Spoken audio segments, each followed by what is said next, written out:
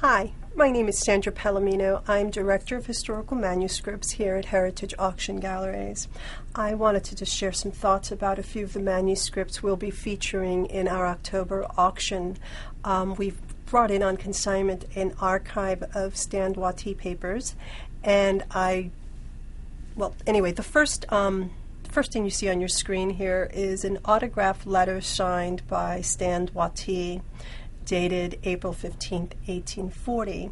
Watie's writing this letter while in Washington, D.C., where he's seeking audience with the U.S. government in hopes of explaining his side of the struggle that is presently ensuing within the Cherokee Nation out in Oklahoma.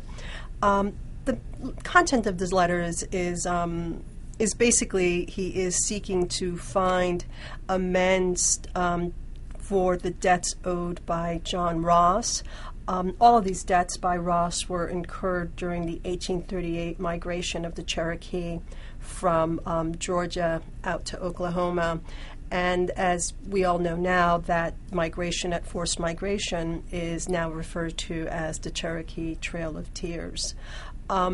This particular letter is important as it serves as a focal point to sort of begin to understand what happened, the course of events that happened leading up to the Cherokee removal and the ensuing civil war within the Cherokee Nation and the final treaty that's signed in 1845. So the next group that you're going to see up on your screen is an archive of papers that contain a lot of correspondences and claims filed, and just all sorts of things having to do with the Cherokee Nation once they've moved out to Oklahoma. And to give you a little bit of background, the Cherokee Nation had formerly been in the state of Georgia up until 1838 with the forced migration. But in the early 1830s, the demand for land by white settlers in Georgia came to a point where the Indians were just suffering a lot of hardships.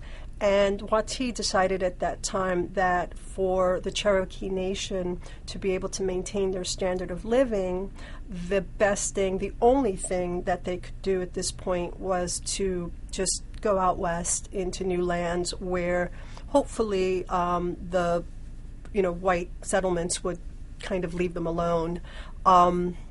So what happened was that they negotiated a treaty with the U.S. government, which was signed in 1835. It was called the New Echota Treaty.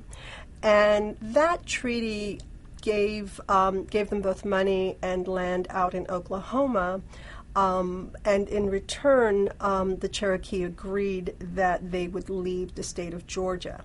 Now, unfortunately, there was only a small group of Cherokee that was in favor of this treaty.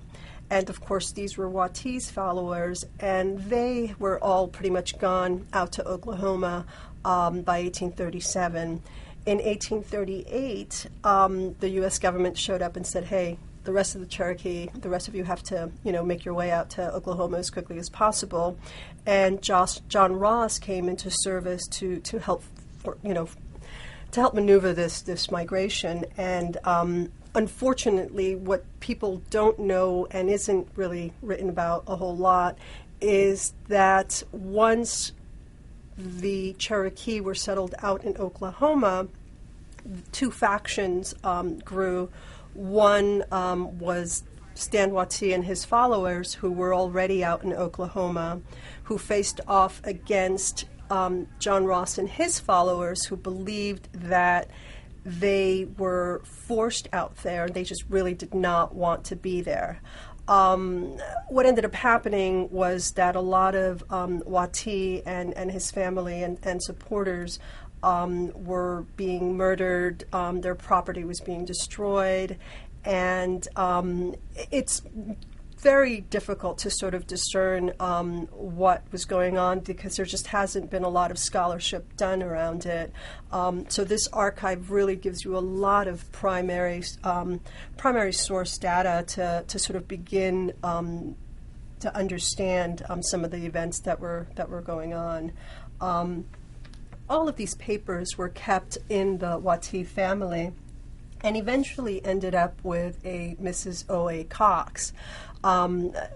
There are a total of 4 lots contained in the October auction, and if you search Understand Watie, they will all come up. All 4 lots were in the collection of Doris Harris. You may recognize the name Doris Harris. She was a well-noted autograph dealer back in the 70s and 80s.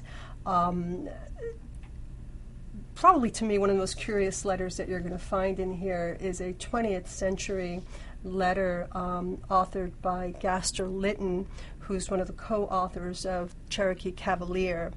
And in this letter, he's asking Mrs. Cox for the use of this archive, which she apparently denies because when you read his book, when you read Lytton's book, there is no trace or evidence of him having any knowledge of these papers or of any of the characters that are included in this archive. So please give me a call if you have any questions or would like some more information on any of the wonderful items that are part of this larger archive. Thank you.